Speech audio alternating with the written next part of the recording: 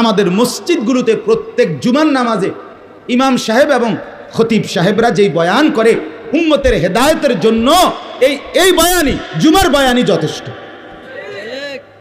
কিন্তু সত্যিকার সমস্যা কোথায়? মানসিকতা নাই, দিলের মধ্যে অনুভূতি নাই, মানার কোনো প্রেরণাই নাই।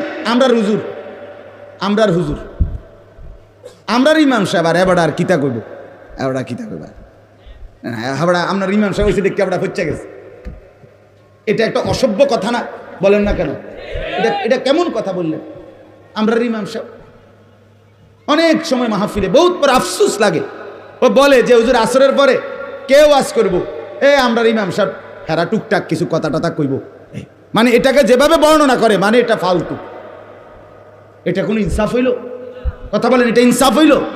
আল্লাহর কথা যে বলে, যখন বলে, এলাকার হোক আর সামনের দেশের হোক আর মঙ্গল গ্রহের হোক, খোদার কসম আল্লাহর কথা যে বলে সেই দামি, সেই সম্মানী, তারটাই মূল্যবান।